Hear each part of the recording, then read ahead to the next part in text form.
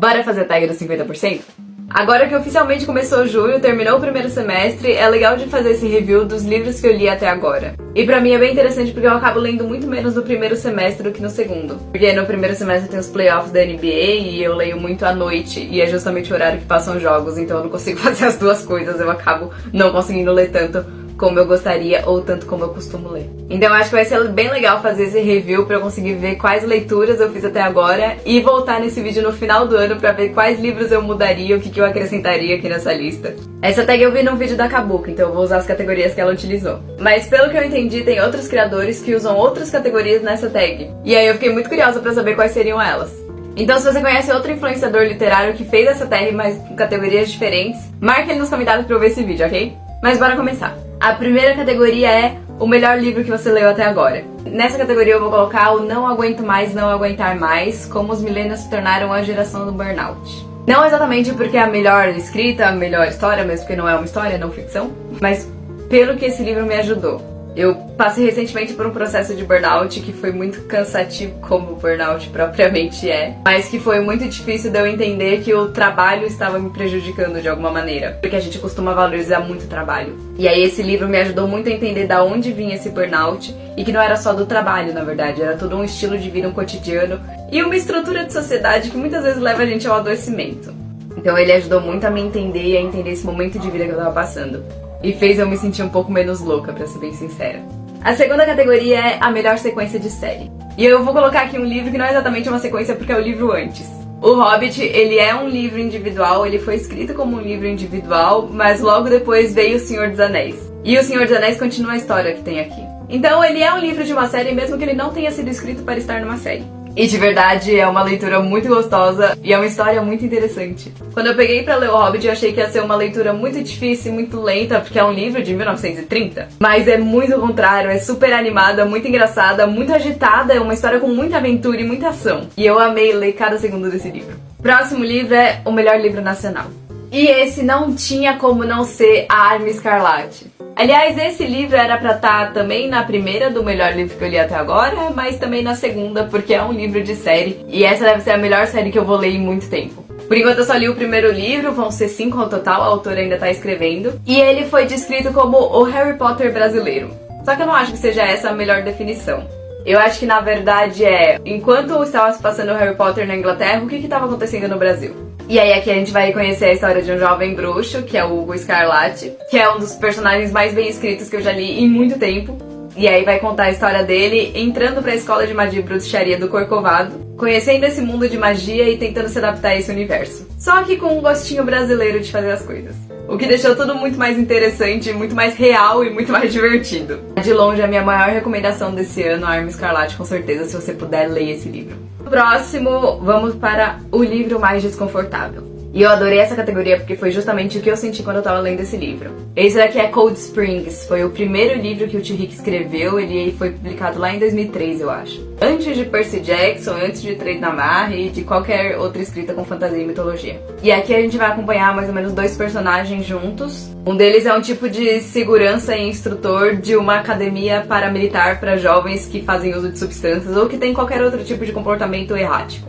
E o outro personagem é uma menina adolescente que tá nesse programa dessa academia, contra a vontade dela. Então, basicamente, os pais dos adolescentes contratam essa academia, chamam esse personagem, que é um dos personagens principais, pra ir sequestrar o filho deles, basicamente. A criança ou adolescente, ela é forçada e arrastada, muitas vezes, acorrentada pra ir pra essa academia. E lá ele tem um treinamento quase militar à força. Aquele tipo de lógica de que o trabalho dignifica a pessoa. E vem muito junto daquela ideia de que se você é um adolescente, você tem um pai e uma mãe, um dinheiro no bolso e você faz algum comportamento que não é considerado bom, é porque você é mimado e mal agradecido, então agora a gente vai tirar tudo que você tem pra você dar valor. Isso vai contra tudo que eu acredito como uma pessoa que é formada em psicologia, essa é a minha graduação. Para além dessa graduação, eu fiz estágio e mestrado com pessoas que fazem uso de substâncias. Então ver esse tipo de lógica sendo aplicado para essas pessoas eu achei abominável. Acho que eu devia usar horrível pro vídeo, mas não, foi abominável mesmo. É de tirar todo o livre-arbítrio dessa pessoa, não entender ela como um indivíduo inteiro e complexo. Não é só porque o adolescente tem dinheiro e tem uma família apoiando ele, muitas vezes apoiando entre aspas, que ele tem tudo o que ele precisa. E o uso de substâncias e comportamentos atípicos por pessoas é tão complexo, não é só porque a pessoa é mal agradecida e deveria dar valor pra vida dela. Não é assim que funciona aí. Oh, eu tô puta só de falar aqui agora, porque eu fiquei muito puta quando eu tava lendo esse livro. Mas eu terminei ele. Terminei um pouco pra criticar com propriedade, eu tenho que dizer. Mas também porque eu não acho que o Tio Rick escreva muito bem livros de não fantasia, pra ser sincera. Eu já li esse daqui e eu li a Tequila Vermelha e não achei as melhores obras dele. Ele devia ficar só no Percy Jackson e escrever milhões de livros sobre aquela série, porque ela é fantástica. E é isso. Essa é a minha opinião, não tenho o que dizer sobre isso. Próxima categoria!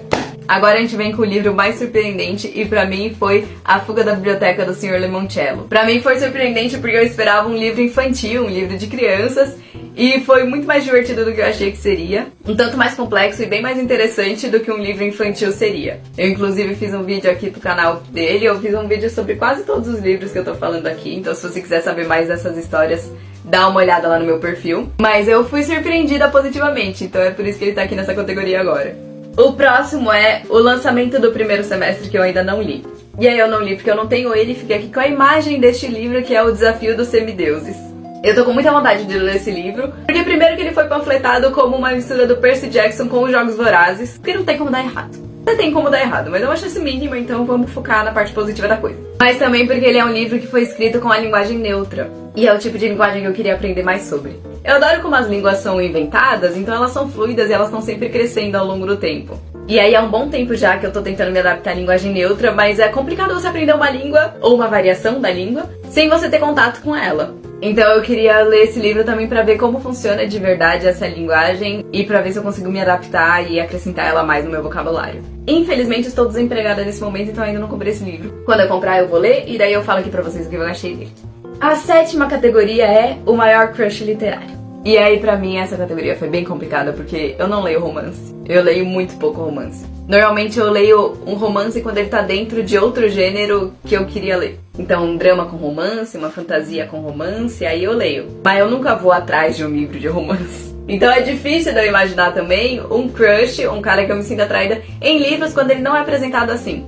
Quando é no filme, a gente vê o cara, a gente vê a postura dele, aí a gente tem aquela relação de interessantes. Mas no livro é quase impossível de você fazer isso. Ele tem que ser apresentado pra você como alguém interessante. E aí o único livro que eu li que tinha mais ou menos algum romance foi A Mensageira da Sorte. Aqui tem um casal, a personagem principal conhece o vizinho dela e é muito lindo, mas isso só faz parte da história, que é muito bom e interessante, tem vídeo aqui sobre ele pra vocês irem lá ver. Então eu vou considerar aqui o Leandro como um crush, porque ele é bem gostoso até e tem bastante potencial, apesar dele ser muito otário. Mas vamos dar uma chance pra ele. Mas eu acho que principalmente pra mim foi crush literário esse livro, porque foi aquele livro que você pega ele e não consegue mais largar. Quando você não tá lendo, você tá pensando na história que tava acontecendo ali e você quer voltar pra ele o tempo todo. Eu fui lendo e pegando, e aí quando chegou na metade do livro eu li ele num dia só. Porque é isso, um crush é quem você ficou obcecada, é quem você tá pensando o tempo todo e é quem você quer ficar junto sempre. Então esse livro foi isso pra mim. Pronto. Foi Miguel, porém só um pouco.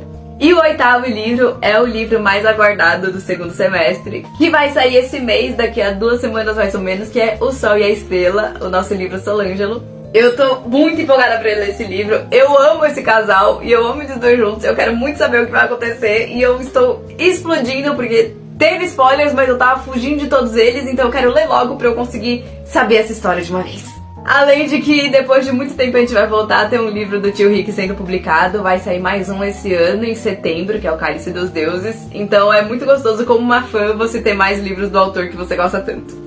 Então é isso, esses foram os meus 8 livros da tag do 50%. E é legal porque conforme eu vou lendo, eu vou criando os conteúdos aqui pro TikTok, a maioria desses livros tem seus vídeos próprios pra se vocês quiserem saber mais sobre essas histórias. É só clicar ali na minha fotinha e dar uma olhada no meu canal. Mas escreve aqui nos comentários se vocês querem saber um pouquinho mais sobre cada uma das histórias. Se vocês já viram outros vídeos dessa tag, me falem quais são as categorias diferentes que outros criadores usaram. Mas principalmente, quais seriam os livros que vocês colocariam nessa tag? Dessas 8 categorias, quais seriam os seus 8 livros? Assim a gente cria aqui nos comentários uma corrente de indicações de livros. E assim todo mundo consegue compartilhar suas experiências com as leituras desse ano. Eu acho que vai ser fantástico e eu tô doida pra ver o que vocês leram. Então é isso, beijos pra vocês e bom resto de ano pra todos.